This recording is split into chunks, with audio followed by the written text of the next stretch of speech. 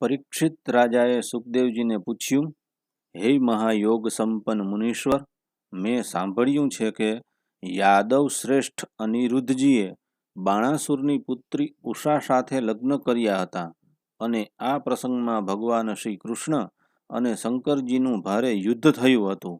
તમે કૃપા કરીને આ કથા વિસ્તારથી કહો. શ્રી સુખદેવજી કહે છે, હે પરીક્ષિત, મહાત્મા બલિની કથા તો તમે સાંભળી લીધી છે. તેમણે વામન રૂપધારી ભગવાનને સંપૂર્ણ પૃથ્વી દાનમાં આપી દીધી હતી. તેમને 100 પુત્રો હતા. તેમાં સૌથી મોટો બાણાસુર હતો. દૈત્યરાજ બલિનો પુત્ર બાણાસુર મહાન શિવભક્ત હતો. જન સમાજમાં માન્ય, દાતા, બુદ્ધિમાન, સત્ય પ્રતિજ્ઞ અને દ્રઢવ્રતી હતો. તે સમયે તે પરમ રમણીય શોણિતપુરમાં રાજ્ય કરતો હતો. ભગવાન શંકરની કૃપાથી ઇન્દ્ર વગેરે દેવતાઓ સેવકોની જેમ તેની સેવા કરતા હતા. તેને 1000 હાથ હતા. એક દિવસ જ્યારે ભગવાન શંકર તાંડવ નૃત્ય કરી રહ્યા હતા ત્યારે તેણે પોતાના 1000 હાથથી અનેક પ્રકારના વાજિંત્રો વગાડીને તેમને પ્રસન્ન કર્યા. ખરેખર ભગવાન શંકર અત્યંત ભક્ત વત્સલ અને શરણાગત રક્ષક છે. સમસ્ત ભૂતોના એકમાત્ર સ્વામી પ્રભુએ બાણાસુરને કહ્યું, તમારી જે ઈચ્છા હોય તે મારી પાસે માંગી લો. બાણાસુરે કહ્યું, ભગવાન, આપ મારા નગરની રક્ષા કરતા રહીને અહીં જ નિવાસ કરો. એક દિવસ બળ પરાક્રમના ગર્વમાં મદમસ્ત બાણાસુરે પોતાની સમીપ જ ઊભેલા ભગવાન શંકરજીના ચરણ કમળોને સૂર્ય જેવા પ્રકાશમાન મુગટનો સ્પર્શ કરી પ્રણામ કર્યા અને કહ્યું, હે દેવાધિદેવ, આપ સમસ્ત ચરાચર જગતના ગુરુ અને ઈશ્વર છો. હું આપને નમસ્કાર કરું છું. જે લોકોની અભિલાષાઓ પૂરી થઈ નથી તે પૂરી કરવા માટે આપ કલ્પવૃક્ષ છો. ભગવાન, આપે મને 1000 ભુજાઓ આપી છે, પરંતુ તે મારા માટે માત્ર બોજરૂપ જ છે, કેમ કે ત્રણેય લોકમાં આપના સિવાય મને મારી બરાબરીનો કોઈ વીર યોદ્ધો મળતો નથી જે મારી સાથે લડી શકે. આદિદેવ, એકવાર મારી ભુજાઓમાં લડવા માટે એટલી ચળ ઉપડી કે હું દિગ્ગજો પાસે ગયો, પરંતુ તે પણ ડરીને ભાગી ગયા. તે સમયે રસ્તામાં મારી ભુજાઓના પ્રહારથી મેં કેટલાય પર્વતો તોડી નાખ્યા હતા. બાણાસુરની આ પ્રાર્થના સાંભળીને ભગવાન શંકરે સહેજ ક્રોધમાં આવીને કહ્યું, અરે મૂર્ખ, જ્યારે તારી ધજા તૂટીને પડી જશે તે વખતે મારા જેવા યોદ્ધાઓ સાથે તારું યુદ્ધ થશે અને તે યુદ્ધ તારા અભિમાનનો નાશ કરશે.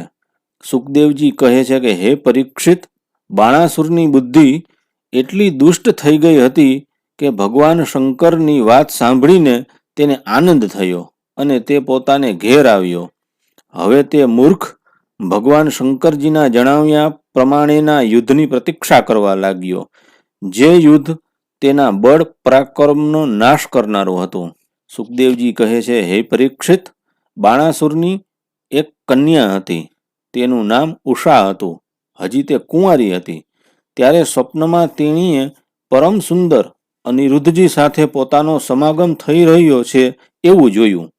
આશ્ચર્યની વાત તો એ હતી કે તેણીએ અનિરુદ્ધજીને ન તો ક્યારેય જોયા હતા કે ન સાંભળ્યા હતા.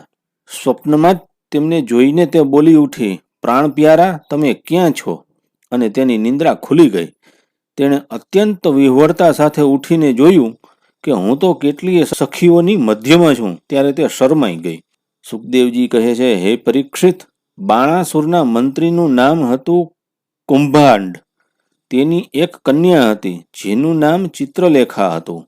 ઉષા અને ચિત્રલેખા સખીઓ હતી.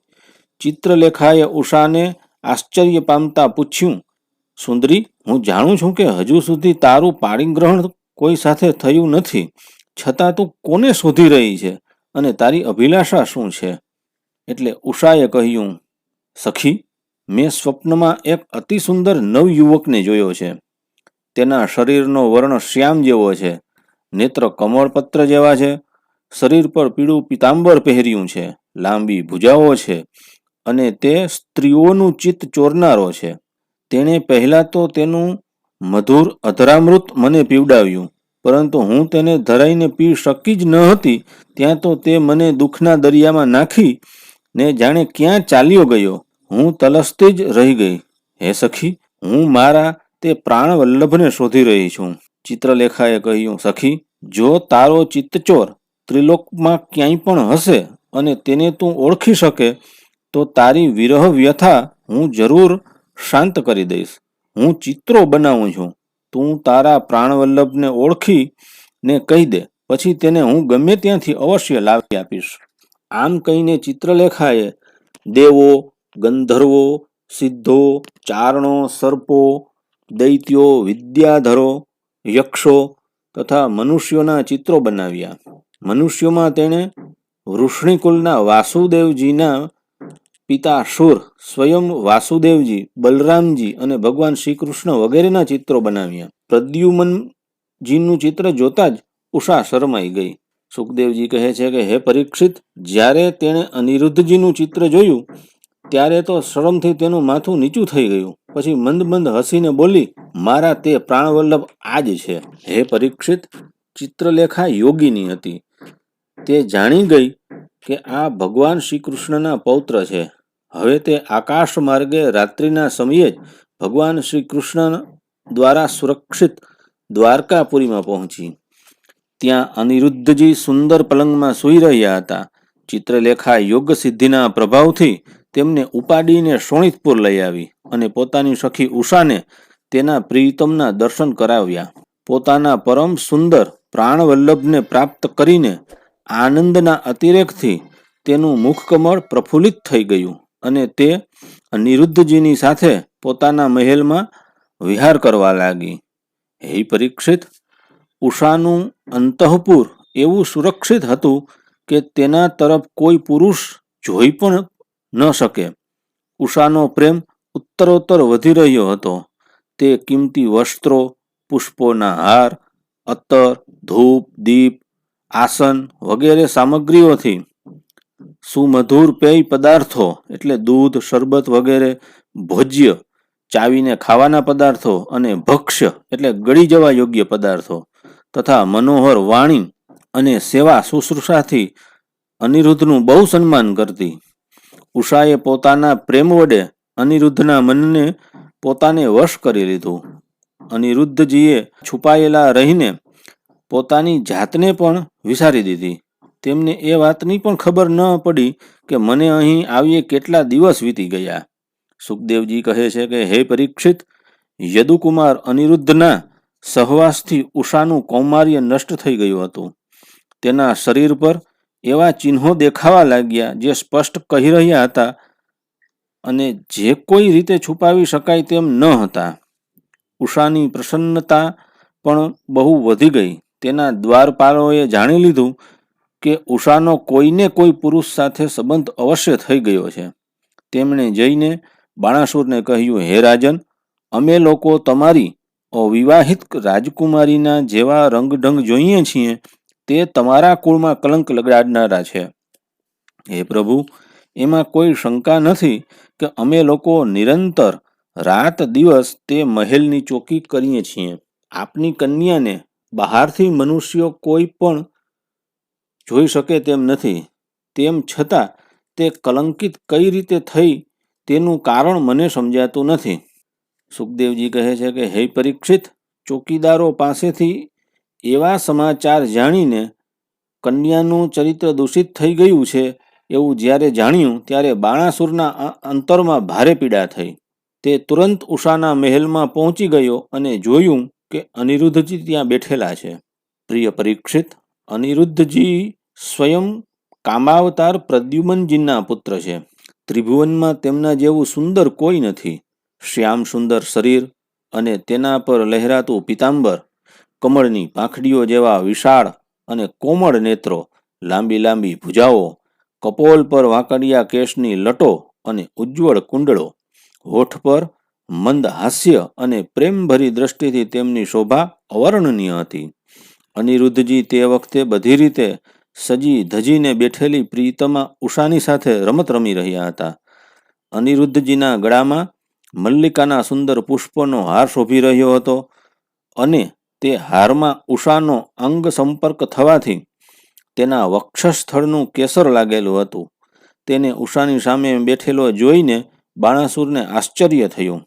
જ્યારે અનિરુદ્ધજીએ જોયું કે બાણાસુર ઘણા બધા આક્રમક શસ્ત્ર અસ્ત્રથી સુસજ્જ વીર સૈનિકોની સાથે મહેલમાં આવી ગયો છે, ત્યારે તેઓ એક લોખંડનો પરિધ લઈને તેમની સામે કાલદંડ લઈને જેમ યમરાજા ઊભા હોય એવી રીતે ઊભા થઈ ગયા.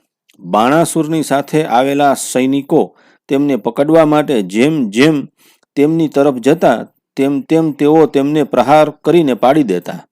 અનિરુદ્ધના પ્રહારથી તે સૈનિકોના માથા, ભુજાઓ, સાથળો વગેરે અંગો તૂટી ફૂટી ગયા. જે બચ્યા હતા તે બધા ત્યાંથી ભાગી ગયા. જ્યારે બળવાન બાણાસુરે જોયું કે આ તો મારી સેનાનો સંહાર કરી રહ્યો છે, ત્યારે તેણે ભયંકર ક્રોધિત થઈને અનિરુદ્ધજીને નાગપાશથી બાંધી દીધા. ઉષાએ જ્યારે સાંભળ્યું કે તેના પ્રિયતમને બાંધી દેવામાં આવ્યા છે, ત્યારે તે બહુ જ શોક અને વિષાદથી વિહ્વળ થઈ ગઈ. તે રડવા લાગી.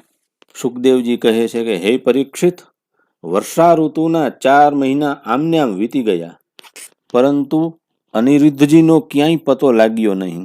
તેમના ઘરના લોકો આ ઘટનાથી બહુ ચિંતામાં રહેતા હતા. એક દિવસ નારદજીએ આવીને અનિરુદ્ધજીનું શોણિતપુર જવું, ત્યાં બાણાસુરના સૈનિકોને હરાવવા અને પછી નાગપાશથી બંધાઈ ગયાના બધા સમાચાર કહ્યા. ત્યારે શ્રીકૃષ્ણને જ પોતાના આરાધ્ય દેવ માનવાવાળા યાદવોએ શોણિતપુર પર આક્રમણ કરી દીધું. હવે શ્રીકૃષ્ણ અને બલરામજીની સાથે તેમના અનુયાયી બધા યાદવો પ્રદ્યુમ્ન, સાત્યકી, ગદ, સાંબ, સારણ, નંદ, ઉપનંદ અને ભદ્ર વગેરે 12 અક્ષોહિણી સેનાની સાથે વ્યૂહ બનાવીને ચારે બાજુથી બાણાસુરની રાજધાનીને ઘેરી લીધી. જ્યારે બાણાસુરે જાણ્યું કે યાદવોની સેનાએ નગરના ઉદ્યાનો, કિલ્લા, કોઠા તથા દરવાજા તોડવા માંડ્યા છે, ત્યારે તે બહુ જ ક્રોધિત થઈને 12 અક્ષોહિણી સેના સાથે નગરની બહાર નીકળ્યો. બાણાસુરના પક્ષમાં સાક્ષાત ભગવાન શંકર વૃષભરાજ નંદી પર બેસીને પોતાના પુત્ર કાર્તિકેય અને ગણોની સાથે રણભૂમિમાં પધાર્યા અને તેમણે ભગવાન શ્રી કૃષ્ણ અને બલરામજી સાથે યુદ્ધ કર્યું. સુખદેવજી કહે છે કે હે પરીક્ષિત, તે યુદ્ધ એટલું અદ્ભુત અને ભયંકર હતું કે જેને જોનારાના રૂવાડા ઊભા થઈ જતા હતા. ભગવાન શ્રી કૃષ્ણ સાથે શંકરજી અને પ્રદ્યુમનજી સાથે કાર્તિકેય યુદ્ધ કરતા હતા. બલરામજી સાથે કુંભાંડ અને કુપકર્મનું યુદ્ધ થયું. બાણાસુરના પુત્ર સાથે સાંબ અને સ્વયં બાણાસુર સાથે સાત્યકી યુદ્ધ કરવા લાગ્યા. બ્રહ્મા વગેરે મોટા મોટા દેવતાઓ, ઋષિમુનિઓ, સિદ્ધો, ચારણો, ગંધર્વો, અપ્સરાઓ અને યક્ષો વિમાનોમાં બેસીને યુદ્ધ જોવા આવી પહોંચ્યા. ભગવાન શ્રી કૃષ્ણે પોતાના શાંગ ધનુષના તીક્ષ્ણ બાણોથી શંકરજીના અનુચરો ભૂત પ્રેતો, પ્રમથો, ગુહ્યકો, ડાકિનીઓ, યાતુધાનો, વૈતાલો, વિનાયકો, પ્રેતગણો, માતૃગણો, પિશાચો, કુષ્માંડો અને બ્રહ્મ રાક્ષસોને મારી મારીને ભગાડી મૂક્યા. પિનાક પાણી શંકરજીએ ભગવાન શ્રી કૃષ્ણ પર જાત જાતના અગણિત અસ્ત્રશસ્ત્રોનો પ્રયોગ કર્યો, પરંતુ ભગવાન શ્રી કૃષ્ણે કોઈ પણ પ્રકારના આશ્ચર્ય વિના તે બધા અસ્ત્રશસ્ત્રોને તેમના વિરોધી અસ્ત્રશસ્ત્રોથી નિષ્ફળ બનાવી દીધા. ભગવાન શ્રી કૃષ્ણે બ્રહ્માસ્ત્રને શાંત કરવા બ્રહ્માસ્ત્રનો, વાયવ્યાસ્ત્રને શાંત કરવા વાયવાસ્ત્રનો, આગ્નેયાસ્ત્રની સામે પર્જન્યાસ્ત્ર અને પાશુપતાસ્ત્રની સામે નારાયણાસ્ત્રનો પ્રયોગ કર્યો. ત્યાર પછી ભગવાન શ્રી કૃષ્ણે જૃંભણાસ્ત્રથી, જેનાથી માણસને બગાસા ઉપર બગાસા આવવા લાગે છે, એનાથી મહાદેવજીને મોહિત કરી દીધા. તેઓ યુદ્ધ છોડીને બગાસા ખાવા લાગ્યા. ત્યારે ભગવાન શ્રી કૃષ્ણ શંકરથી ફારગ લઈને તલવાર, ગદા અને બાણોથી બાણાસુરના સૈન્યનો સંહાર કરવા લાગ્યા. આ બાજુ પ્રદ્યુમનજીએ બાણોની વર્ષાથી કાર્તિક સ્વામીને ઘાયલ કરી દીધા. તેમના અંગના અનેક ભાગોમાંથી લોહીની ધારાઓ નીકળવા લાગી. તેઓ રણભૂમિ છોડીને પોતાના વાહન મોર પર બેસીને ભાગી ગયા. બલરામજીએ પોતાના મૂષળના પ્રહારથી કુંભાંડ અને કુંભકર્ણને ઘાયલ કરી દીધા. ત્યારે તેઓ રણભૂમિમાં પડી ગયા. આ પ્રમાણે પોતાના સેનાપતિઓને ઘાયલ થયેલા જોઈને બાણાસુરની બધી સેના આમ તેમ વિખેરાઈ ગઈ. જ્યારે રથ પર બેઠેલા બાણાસુરે જોયું કે શ્રી કૃષ્ણ વગેરેના પ્રહારથી મારી સેના આમ તેમ વિખરાઈ ગઈ છે, ત્યારે તે બહુ ભારે ક્રોધિત થયો. તે ચીઢાઈ અને સાત્યકીની સામેથી ભગવાન શ્રી કૃષ્ણ પર આક્રમણ કરવા દોડી આવ્યો. સુખદેવજી કહે છે કે હે પરીક્ષિત, રણમાં મદોન્મત બાણાસુરે પોતાના 1000 હાથોથી એક સાથે 500 ધનુષ્યો ખેંચીને દરેક ધનુષ્ય પર 2 બાણ ચડાવ્યા, પરંતુ ભગવાન શ્રી કૃષ્ણે એકી સાથે તેના બધા ધનુષ્ય કાપી નાખ્યા અને સારથી, રથ તથા ઘોડાને પણ ધરાશાયી કરી દીધા. અને પછી શંખધ્વનિ કર્યો. કોટરા નામની એક દેવી બાણાસુરની ધર્મની માં હતી. તે પોતાના ભક્ત પુત્રના પ્રાણોની રક્ષા માટે માથાના વાળ વિખેરીને નગ્ન થઈ ભગવાન શ્રી કૃષ્ણની સામે આવીને ઊભી રહી ગઈ. ભગવાન શ્રી કૃષ્ણે તેના પર દ્રષ્ટિ ન પડી જાય તે માટે પોતાનું મુખ ફેરવી લીધું અને તેઓ બીજી બાજુ જોવા લાગ્યા. ત્યારે બાણાસુર ધનુષ કપાઈ જવાથી અને રથ રહિત થઈ જવાથી પોતાના નગરમાં ચાલ્યો ગયો. આ બાજુ જ્યારે ભગવાન શંકરના ભૂતગણો આમ તેમ ભાગી ગયા, ત્યારે તેમનો છોડેલો 3 મસ્તકો અને 3 પગવાળો જ્વર એટલે તાવ 10 દિશાઓમાં બાળતો રહીને ભગવાન શ્રી કૃષ્ણ તરફ દોડ્યો. ભગવાન શ્રી કૃષ્ણે તેને પોતાની તરફ આવતો જોઈને તેનો સામનો કરવા માટે પોતાનો જ્વર છોડ્યો. હવે વૈષ્ણવ અને માહેશ્વર બંને જ્વર પરસ્પર લડવા લાગ્યા. છેવટે વૈષ્ણવ જ્વરના તેજથી માહેશ્વર જ્વર દુઃખી થઈને પોકારવા લાગ્યો અને અત્યંત ભયભીત થઈ ગયો. જ્યારે તેને અન્ય કોઈ જગ્યાએ રક્ષણ ન મળ્યું ત્યારે તે ખૂબ નમ્રતાપૂર્વક હાથ જોડીને શરણમાં લેવા માટે ભગવાન શ્રી કૃષ્ણની પ્રાર્થના કરવા લાગ્યો. જ્વર સ્તુતિ કરે છે કે હે પ્રભુ, આપની શક્તિ અનંત છે. આપ બ્રહ્માદિ ઈશ્વરોના પરમ મહેશ્વર છો. જ્વર સ્તુતિ કરે છે કે હે પ્રભુ, આપની શક્તિ અનંત છે. આપ બ્રહ્માદિ ઈશ્વરોના પણ પરમ મહેશ્વર છો. આપ સર્વના આત્મા અને સર્વ સ્વરૂપ છો. આપ અદ્વિતીય અને કેવલ જ્ઞાન સ્વરૂપ છો. સંસારની ઉત્પત્તિ, સ્થિતિ અને સંહારના આપ જ કારણ છો. શ્રુતિઓ દ્વારા આપનું જ વર્ણન અને અનુમાન કરવામાં આવે છે. આપ સમસ્ત વિકારોથી રહિત સ્વયં બ્રહ્મ છો. હું આપને પ્રણામ કરું છું. કાલ, દેવ, કર્મ, જીવ, સ્વભાવ, સૂક્ષ્મભૂત, શરીર, સૂત્રાત્મા, પ્રાણ, અહંકાર, એકાદશ ઇન્દ્રિયો અને પંચભૂત, આ બધાનો સંઘાત લિંગ શરીર અને બીજાંકુર ન્યાય પ્રમાણે તેનાથી કર્મ અને અકર્મ, તેનાથી ફરી લિંગ શરીરની ઉત્પત્તિ, આ બધું આપની માયા જ છે. એ માયાના નિષેધની આપ પરમ અવધિ છો. હું આપને શરણે આવ્યો છું. હે પ્રભુ, આપની લીલાથી જ અનેક રૂપો ધારણ કરો છો અને દેવતાઓ, સાધુ મહાત્માઓ તથા લોક મર્યાદાઓનું પાલન પોષણ કરો છો. સાથે સાથે દુરાચારી અને હિંસક અસુરોનો સંહાર પણ કરો છો. આપનો આ અવતાર પૃથ્વીનો ભાર ઉતારવા માટે જ થયો છે. હે પ્રભુ, આપના શાંત, ઉગ્ર અને અત્યંત ભયાનક સહી ન શકાય તેવા તેજ જ્વરથી હું બહુ વ્યાકુળ થઈ રહ્યો છું. હે ભગવાન, દેહધારી જીવોને ત્યાં સુધી તાપ સંતાપ રહે છે જ્યાં સુધી તેઓ આશાના ફંદામાં ફસાયેલા રહેવાથી આપના ચરણ મૂળને સેવતા નથી. ભગવાન શ્રી કૃષ્ણે કહ્યું, હે ત્રિશિરા, હું તારા પર પ્રસન્ન છું. હવે તું મારા જ્વરથી નિર્ભય થઈ જા. સંસારમાં જે કોઈ આપણા બંનેના સંવાદનું સ્મરણ કરશે તેને તારાથી કોઈ ભય રહેશે નહીં. ભગવાન શ્રી કૃષ્ણ આ પ્રમાણે કહેવાથી માહેશ્વર જ્વર તેમને પ્રણામ કરીને ચાલ્યો ગયો. ત્યાં સુધીમાં બાણાસુર રથમાં બેસીને ભગવાન શ્રી કૃષ્ણ સાથે યુદ્ધ કરવા ફરીથી આવી પહોંચ્યો. સુખદેવજી કહે છે કે હે પરીક્ષિત, બાણાસુરે 1000 હાથોમાં જાત જાતના હથિયારો રાખેલા હતા. હવે તે બહુ જ ક્રોધપૂર્વક ચક્રપાણી ભગવાન પર બાણ વરસાવવા લાગ્યો. જ્યારે ભગવાન શ્રી કૃષ્ણે જોયું કે બાણાસુરે તો બાણોની ઝાડી વરસાવવા માંડી છે, ત્યારે તેઓ તીક્ષ્ણ ધારવાળા ચક્રથી તેની ભુજાઓ કાપવા લાગ્યા. જ્યારે ભક્તવત્સલ ભગવાન શંકરે જોયું કે બાણાસુરની ભુજાઓ છેદાઈ રહી છે, ત્યારે તેઓ ચક્રપાણી ભગવાન શ્રી કૃષ્ણ પાસે આવીને તેમની સ્તુતિ કરવા લાગ્યા. ભગવાન શંકરે સ્તુતિ કરતા કહ્યું, હે પ્રભુ, આપ વેદ મંત્રોમાં તાત્પર્ય રૂપે છુપાયેલા પરમ જ્યોતિરૂપ પરબ્રહ્મ છો. શુદ્ધ હૃદયથી મહાત્માઓ આપના આકાશ જેવા સર્વવ્યાપક અને નિર્વિકાર સ્વરૂપનો સાક્ષાત્કાર કરે છે. આકાશ આપની નાભી છે, અગ્નિ મુખ છે અને જલ વીર્ય છે. સ્વર્ગ આપનું શ્રી મસ્તક, દિશાઓ કાન અને પૃથ્વી આપના ચરણ છે. ચંદ્રમા મન, સૂર્ય નેત્ર અને હું સ્વયં શિવ આપનો અહંકાર છું.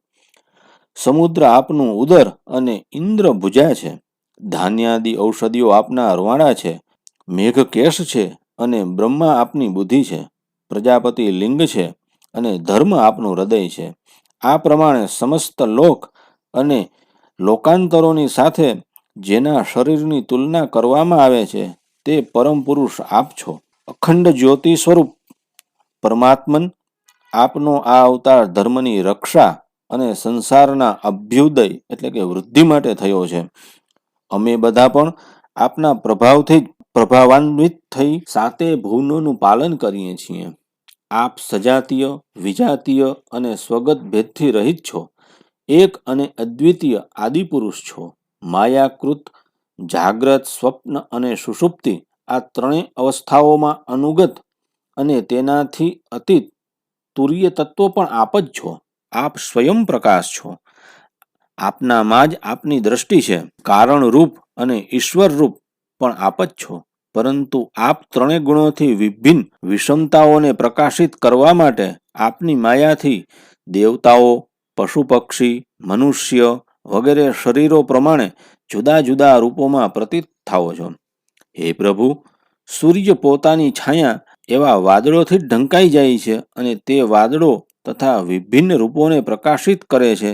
તે જ પ્રમાણે આપ સ્વયં પ્રકાશ છો, પરંતુ ગુણો દ્વારા જાણે ઢંકાઈ જાઓ છો અને સમસ્ત ગુણો અને ગુણાભિમાની જીવોને પ્રકાશિત કરો છો.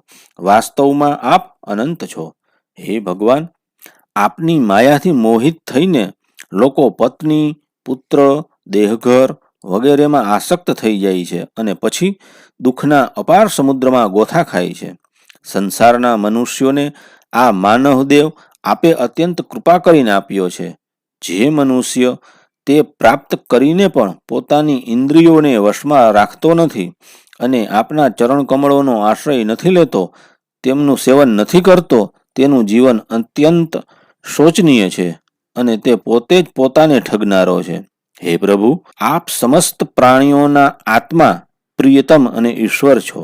જે મૃત્યુનો કોળિયો છે એવો મનુષ્ય આપને છોડી દે છે અને અનાત્મ, દુઃખરૂપ અને તુચ્છ વિષયોમાં સુખબુદ્ધિ કરીને તેની પાછળ ભટકે છે.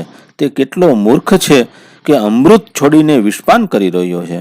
હું, બ્રહ્મા, તમામ દેવતાઓ અને વિશુદ્ધ હૃદયવાળા ઋષિમુનિઓ બધી રીતે અને સર્વાત્મ ભાવથી આપના શરણાગત છીએ, કેમ કે આપ જ અમારા બધાના આત્મા, પ્રિયતમ અને ઈશ્વર છો. આપ જગતની ઉત્પત્તિ, સ્થિતિ અને પ્રલયના કારણ છો. આપ બધામાં સમાન, પરમ શાંત, બધાના સુહૃદ, આત્મા અને ઈષ્ટદેવ છો. આપ એક અદ્વિતીય અને જગતના આધાર તથા અધિષ્ઠાન છો.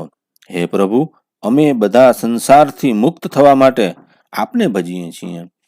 હે દેવ, આ બાણાસુર મારો પ્રિય ભક્ત, કૃપાપાત્ર અને સેવક છે. મેં તેને અભયદાન આપ્યું છે.